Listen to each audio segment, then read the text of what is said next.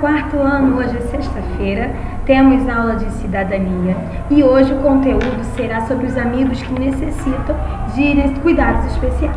Esse conteúdo ele começa na página 26 e termina na página 27, tá bom? Ó, essa daqui é a página 26. Vamos lá fazer a leitura, tá? Quarto ano, vamos começar desse lado aqui. Você já ouviu que existem pessoas que precisam de cuidados especiais? Às vezes procuramos uma palavra mais adequada para quem não enxerga, para quem não ouve, para quem não anda ou se locomove com alguma dificuldade. E é uma realidade entre nós e é um assunto muito sério, como também é um assunto muito importante. Quando alguém não tem uma de suas funções do corpo em perfeito estado, dizemos que é uma deficiência, mas não podemos de maneira nenhuma acreditar que tal pessoa seja incapaz, que ele não tenha direito de algumas coisas. Esse não é um pensamento cidadão, tampouco humanitário. Então, gente, o que essa parte quer dizer?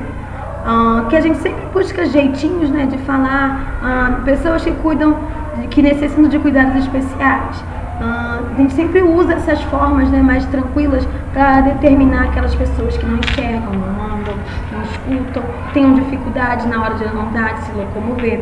Porém, essas pessoas, apesar de terem uma deficiência física, visual, entendeu?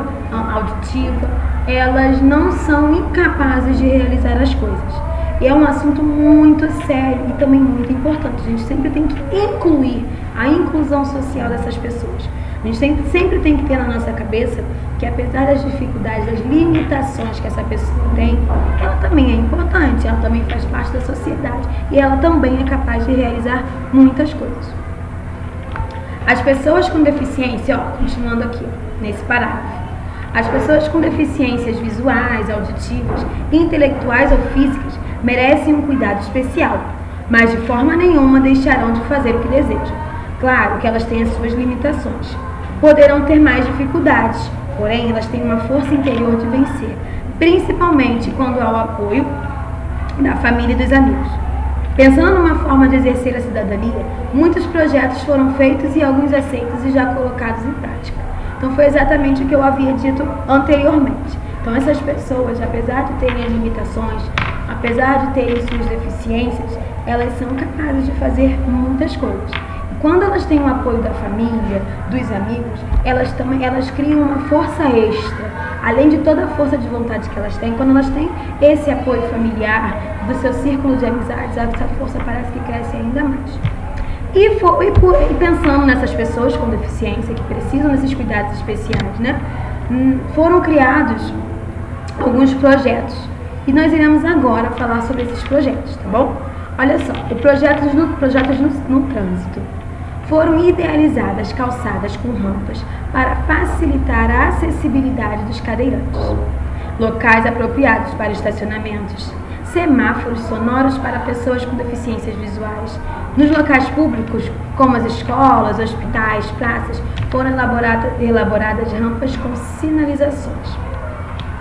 Nos meios de transporte, foram adaptados para receber os cadeirantes,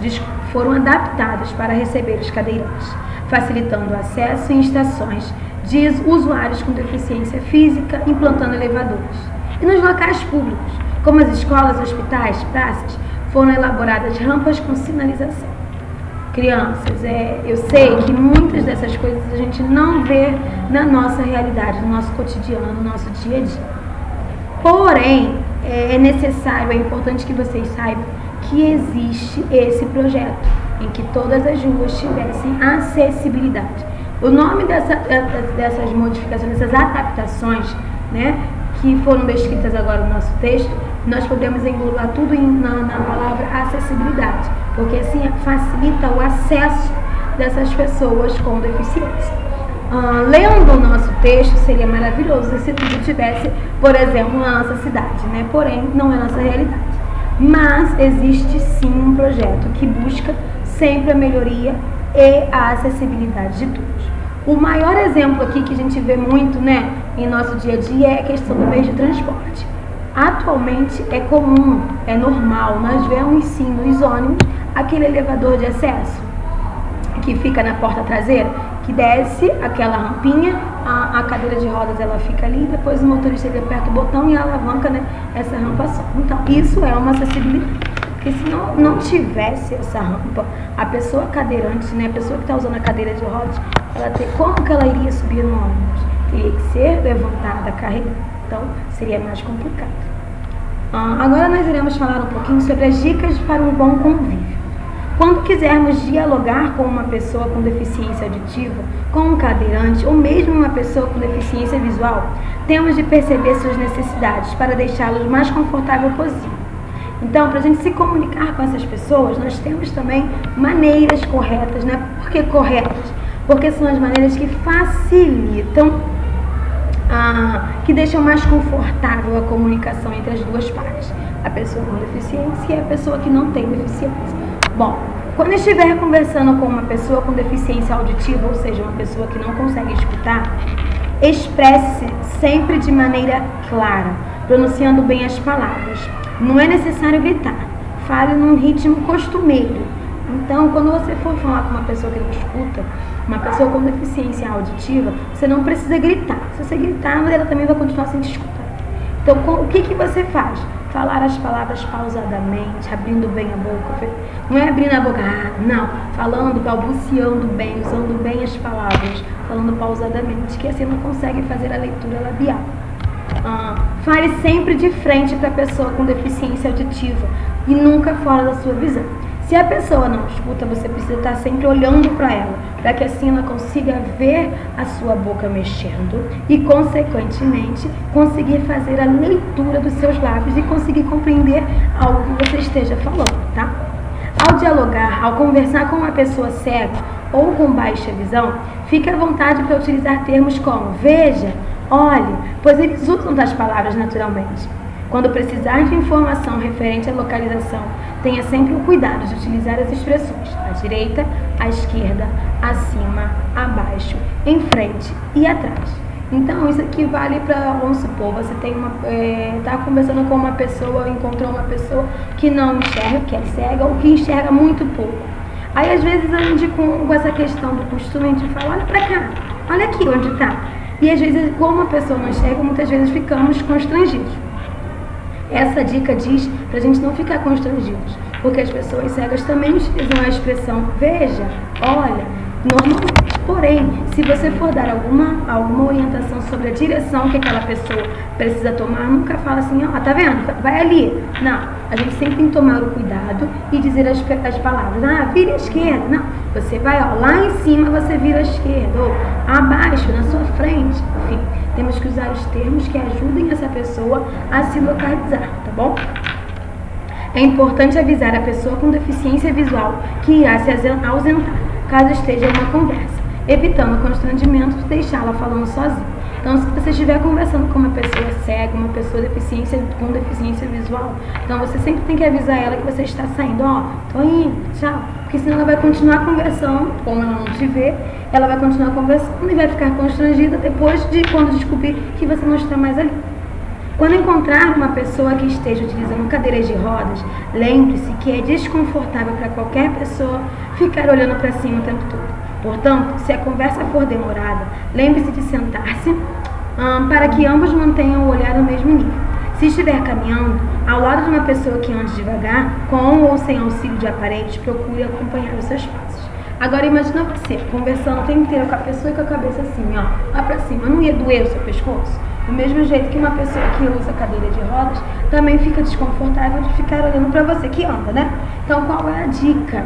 Sentar num banco, numa cadeira, enfim, e ficar no mesmo nível, porque assim os dois conversam olhando um para o outro, tá? O mesmo vale para uma pessoa que usa algum aparelho, que ande bem devagar. Se você andar muito na frente e ficar toda hora parando, essa pessoa também vai se sentir desconfortável. Então, você tem que acompanhar os passos daquela pessoa, tá? Temos todos os mesmos direitos. Em 1948, a ONU, que é a Organização das Nações Unidas, proclamou a Declaração Universal dos Direitos Humanos, que diz em seu artigo 1º: todos os seres humanos nascem livres e iguais, em dignidade e direitos, e dotados de razão e consciência, devem comportar-se fraternalmente uns com os outros. E em seu artigo 3º disse assim, ó: todo indivíduo tem direito à vida, à liberdade e à segurança da sua pessoa.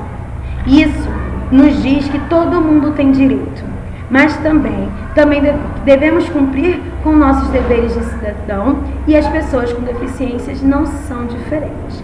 Então, essa declaração diz que todo mundo é igual, que todo mundo tem direito, mas que também temos deveres a serem cumpridos. E não é porque a pessoa tem a deficiência que ela é diferente, não, ela também é um ser que tem todos os direitos e deveres, tá?